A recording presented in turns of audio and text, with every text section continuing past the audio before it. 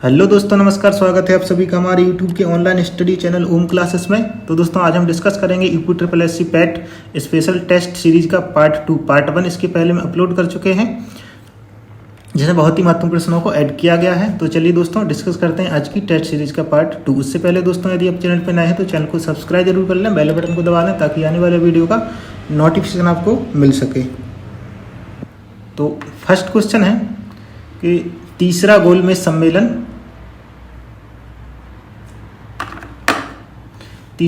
सम्मेलन कब आयोजित हुआ था। ठीक है, तीसरा गोलमेज सम्मेलन पूछा गया है, कब आयोजित हुआ था। ऑप्शन है 1920, 1932, 1940 या 1947। तो दोस्तों सही आंसर इसमें क्या हो जाएगा, तीसरा गोलमेज सम्मेलन आपका आयोजित हुआ था 1932 यानी 1932 में। सही आंसर आपका हो जाएगा बी आंसर। तो इसके बारे में दोस्तों डिस्कस कर लेते हैं। गोलमेज सम्मेलन क्या है दोस्तों, कि ब्रिटेन में जो है भारत में संवैधानिक सुधारों की चर्चा के लिए एक सम्मेलन का आयोजन किया गया। ठीक है, हालांकि 3 पार्टों में हुआ था। उस समय ब्रिटेन के प्रधानमंत्री कौन थे, रैमजे मैकडोनाल्ड। ठीक है, एक क्वेश्चन भी पूछ लिया जाता, तीसरे या फर्स्ट गोलमेज सम्मेलन के समय कौन थे ब्रिटेन के प्रधानमंत्री। तो रैमजे मैकडोनाल्ड दोस्तों आप नोट कर लीजिएगा, ये भी क्वेश्चन इंपोर्टेंट है। तो इनके समय में जो है ये आयोजन हुआ था। ठीक है, तो इसका दोस्तों हालांकि इसका भारतीय राष्ट्रीय कांग्रेस द्वारा बहिष्कार किया गया था और भारतीय राष्ट्रीय कांग्रेस ने इसमें भाग नहीं लिया था, क्योंकि दोस्तों इससे पहले आपने सविनय अवज्ञा आंदोलन सुना होगा, जिसको नमक यात्रा कहा जाता है। उसके कारण कई सारे कांग्रेस नेताओं को जेल में डाल दिया गया था, जिस कारण जो है तीसरे गोलमेज सम्मेलन में कांग्रेस नेताओं ने भाग नहीं लिया था। एकमात्र एनी बेसेंट थी जिन्होंने इसमें भाग लिया था फर्स्ट में। और एक दोस्तों बहुत ही इंपॉर्टेंट क्वेश्चन पूछा जाता है कि ऐसे कौन व्यक्ति जो तीनों गोलमेज, देखिए दोस्तों गोलमेज सम्मेलन 3 गोलमेज सम्मेलन होते हैं और तीनों गोलमेज सम्मेलन भाग लेने वाले व्यक्ति कौन है, भीमराव अंबेडकर जी। एक क्वेश्चन पूछा जाता है कि तीनों गोलमेज सम्मेलन में भाग लेने वाले व्यक्ति कौन है। तो सही आंसर आपका क्या हो जाएगा, भीमराव अंबेडकर जी। आपको याद रख लेना है, ये भी पूछा जाता है। इनके अलावा एक व्यक्ति तेज बहादुर भी हुआ करते थे, लेकिन उनका नहीं क्वेश्चन पूछा जाता। अंबेडकर क्वेश्चन देखो दोस्तों पूछ लिया जाता है। तो फर्स्ट की बात कर लें दोस्तों, फर्स्ट कब हुआ था, ये 1930 में फर्स्ट गोलमेज सम्मेलन, यानी प्रथम गोलमेज सम्मेलन यदि पूछा जाए तो 1930 में हुआ था। और सेकंड आपका 1931 में होता है और थर्ड आपका 1932 में होता है। तो तीनों आपके लिए इंपोर्टेंट है, कोई भी जो है परीक्षा में पूछ लिया जा सकता है। ठीक है, तो चलिए इसमें बढ़ते हैं नेक्स्ट क्वेश्चन की ओर। नेक्स्ट क्वेश्चन है कि राष्ट्रपति के चुनाव में निम्न में से कौन भाग नहीं लेता है। 4 ऑप्शन दिए गए हैं, राष्ट्रपति के चुनाव में कौन भाग नहीं लेता है। तो क्या ऑप्शन है दोस्तों, राज्यसभा के निर्वाचित सदस्य या लोकसभा के निर्वाचित सदस्य या विधानसभाओं के निर्वाचित सदस्य या विधान परिषदों के निर्वाचित सदस्य। तो दोस्तों कौन इनमें भाग नहीं लेता है, देखिए राज्यसभा के निर्वाचित सदस्य तो राष्ट्रपति में भाग लेते हैं और लोकसभा के निर्वाचित सदस्य भी होते हैं और विधानसभाओं के निर्वाचित सदस्य भी होते हैं। तो दोस्तों कौन नहीं होते हैं, विधान परिषदों के निर्वाचित सदस्य इसमें भाग नहीं लेते हैं। तो सही आंसर हमारा हो जाएगा डी आंसर। देखिए दोस्तों राज्यसभा के इसमें निर्वाचित सदस्य होते हैं और इसके अलावा मनोनीत सदस्य भी होते हैं।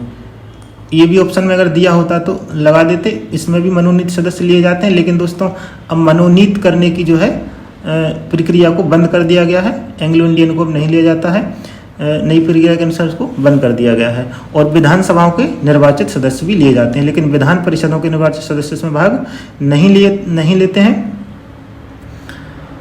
और प्रत्येक राज्य में दोस्तों विधान परिषद भी नहीं है। भारत के मात्र 6 राज्यों में विधान परिषद है, बाकी राज्यों में एक सदनात्मक व्यवस्था है, बाकी 6 राज्यों में जो है द्विसदनात्मक व्यवस्था है जहां विधान परिषद है। तो जहां पर विधानसभा और विधान परिषद दोनों होते हैं वहां पर द्विसदनात्मक व्यवस्था होती है। ठीक है, 5 राज्यों में इस प्रकार की व्यवस्था की गई है। तो चलिए दोस्तों बढ़ते हैं अपने नेक्स्ट क्वेश्चन की ओर।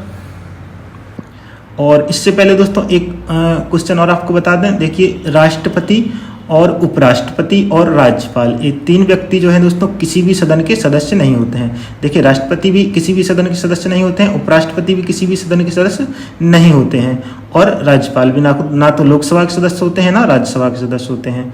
ठीक है, ये भी आपको याद रख लेना कि ये किसी भी सदन के सदस्य नहीं होते हैं। चलिए दोस्तों बढ़ते हैं हम नेक्स्ट क्वेश्चन की ओर। तो नेक्स्ट क्वेश्चन दोस्तों क्या है, भारत रत्न से सम्मानित होने वाले पहले संगीतकार कौन थे? तो देखिए भारत रत्न से सम्मानित पहले संगीतकार पूछा गया है, ये आपको याद रख लेना है, संगीतकार। तो क्या है दोस्तों, AR रहमान, लता मंगेशकर, MS सुब्बलक्ष्मी या पंडित भीमसेन जोशी। तो इसमें हमारा सही आंसर क्या हो जाएगा, MS सुब्बलक्ष्मी। ठीक है, MS सुब्बलक्ष्मी को जो है दिया गया था भारत रत्न 1998 में दिया गया था। ये भी अगर पूछा जाए तो 1998 इसका आंसर हो जाएगा।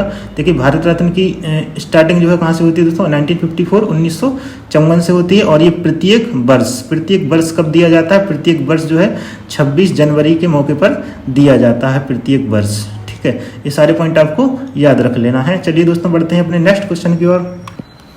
तो नेक्स्ट क्वेश्चन क्या हो जाएगा दोस्तों, नेक्स्ट क्वेश्चन है कि लियोनेल मेसी किस खेल से संबंधित हैं?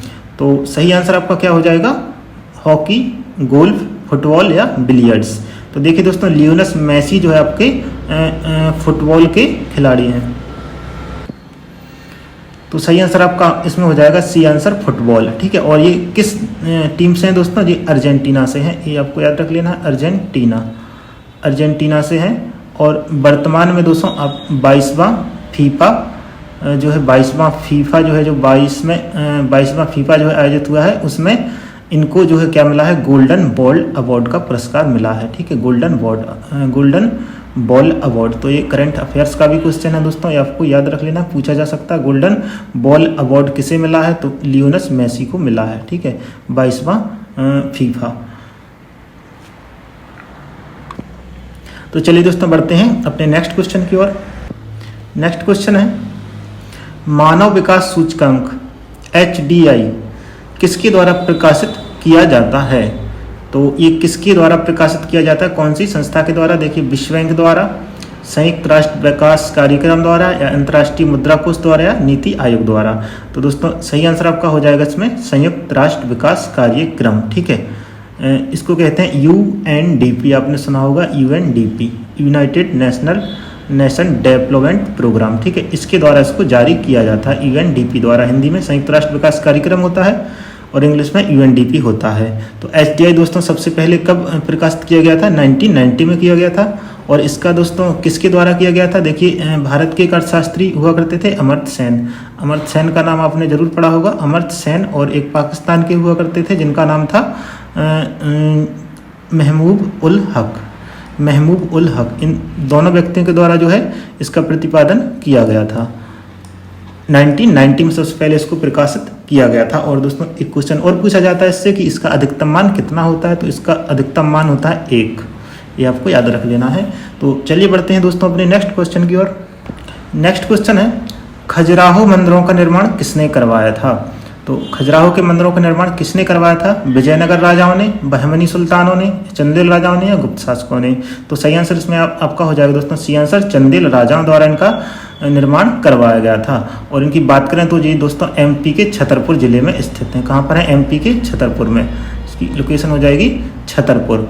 और ये 950 से लेकर के 1050 ईस्वी के बीच इनका निर्माण करवाया गया था। उस वंश की दोस्तों बात कर लें तो यशोवर्मन और धनगा, इनमें महत्वपूर्ण यशोवर्मन और धनगा जो है इन शासकों द्वारा इनका निर्माण करवाया गया था। और एक क्वेश्चन और यदि पूछा जाता है दोस्तों, इनको विश्व धरोहर में शामिल किया गया था 1986 में। तो ये पॉइंट भी आपको याद रख लेना है कि 1986 में इनको विश्व धरोहर में शामिल किया गया था। तो बढ़ते हैं दोस्तों नेक्स्ट क्वेश्चन की ओर।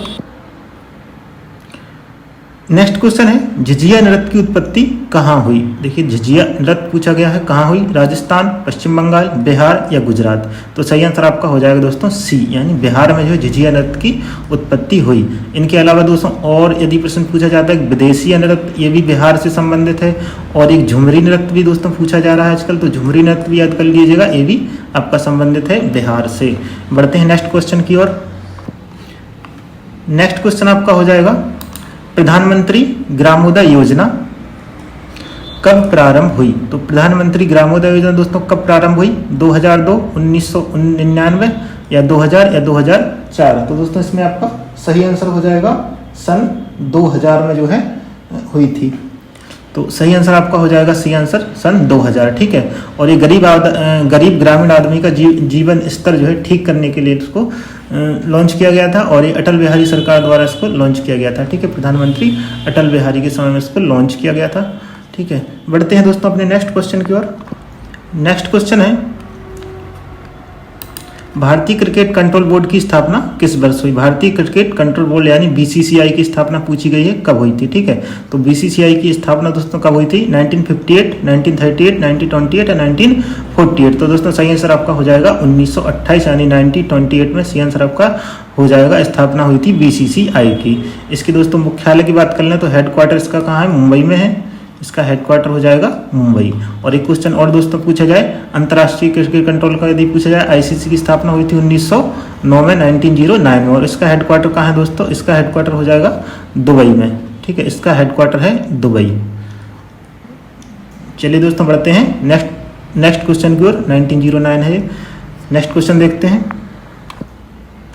नेक्स्ट क्वेश्चन है, परमवीर चक्र पाने वाले प्रथम व्यक्ति कौन थे? तो परमवीर चक्र पाने प्रथम व्यक्ति दोस्तों हो जाएंगे major Somnath Sharma, captain Manoj Kumar Pandey, second lieutenant Rama Rane, या उपरोक्त में से कोई नहीं। आपका दोस्तों सही आंसर हो जाएगा मेजर सोमनाथ शर्मा जो है फर्स्ट जो है परमवीर चक्र पाने वाले व्यक्ति हैं।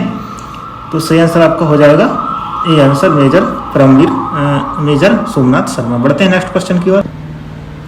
नेक्स्ट क्वेश्चन हो जाएगा कि स्वर्ण चतुर्भुजीय एक्सप्रेस निम्न में से किसे जोड़ता है? तो राज्यों के नाम, शहरों के नाम दिए गए हैं दोस्तों। सही आंसर आपका इसमें क्या हो जाएगा? दिल्ली, मुंबई, चेन्नई, कोलकाता। तो यही ए आंसर आपका एकदम सही आंसर हो जाएगा, दिल्ली, मुंबई, कोलकाता, चेन्नई और कोलकाता। दोस्तों इसका निर्माण जो है, इसका निर्माण प्रारंभ हुआ था 2001 में, पूर्ण हुआ था 2012 में, ठीक है। 2001 में इसका निर्माण प्रारंभ हुआ था, 2012 में इसको पूर्ण किया गया था, ठीक है।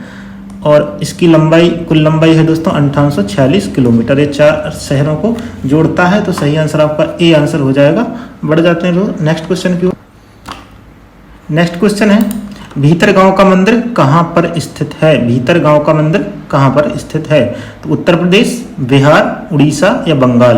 तो सही आंसर इसमें आपका हो जाएगा, भीतरगांव का मंदिर आपका हो जाएगा कानपुर, उत्तर प्रदेश, ठीक है। उत्तर प्रदेश के कानपुर में स्थित है। और भीतरगांव का मंदिर दोस्तों किन शासकों द्वारा बनवाया गया था? गुप्त शासकों द्वारा, ठीक है। गुप्त वंश के शासकों द्वारा इसका निर्माण कराया गया था। और एक और दोस्तों अगर पूछा जाए, देवगढ़ का दशावतार मंदिर, ठीक है, कौन सा मंदिर हो जाएगा? देवगढ़ का दशावतार मंदिर। ये आपका हो जाएगा दोस्तों ललितपुर में, ठीक है। और भी दोस्तों मंदिर प्रसिद्ध है, लेकिन ये यूपी में है, इसलिए दोस्तों इसको नोट करा रहे हैं। एक तो यूपी में है और ये भी यूपी में है, क्योंकि हम डिस्कस कर रहे हैं UPSSC पैट वीडियो के, तो यूपी वाले आप महत्वपूर्ण याद रख लें। तो सही आंसर इसमें आपका हो जाएगा ये आंसर उत्तर प्रदेश। बढ़ते हैं नेक्स्ट क्वेश्चन की ओर।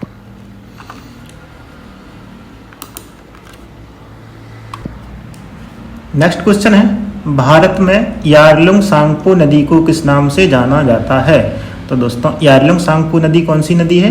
गंगा नदी, सिंधु नदी, ब्रह्मपुत्र या महानदी? तो बहुत ही दोस्तों इंपोर्टेंट क्वेश्चन है ये। यारलुंग सांगपो किसे कहा जाता है? ब्रह्मपुत्र नदी को कहा जाता है यारलुंग सांगपो। और बात कर लें इसको अरुणाचल प्रदेश में दोस्तों क्या कहा जाता है? एक क्वेश्चन भी पूछा जाता है कि अरुणाचल प्रदेश में इसको क्या कहा जाता है? तो अरुणाचल में इसको क्या कहा जाता है? दिहांग कहा जाता है, ठीक है, दिहांग कहा जाता है। और असम में इसको क्या कहा जाता है? असम में ब्रह्मपुत्र ही कहा जाता है। कौन सी नदी कहा जाता है? ब्रह्मपुत्र नदी। और जब ये दोस्तों भारत से निकलकर बांग्लादेश में चली जाती है, तो बांग्लादेश में इसको क्या कहा जाता है? बांग्लादेश में इसको कहा जाता है जमुना, ठीक है, यमुना नहीं है, जमुना है, ठीक है। तो ये भी आपको याद रख लेना, बांग्लादेश में इसको जमुना कहा जाता है। और इसकी लंबाई की बात कर लें तो इसकी लंबाई लगभग है 2900 किलोमीटर। और भारत में इसकी लंबाई कितनी है?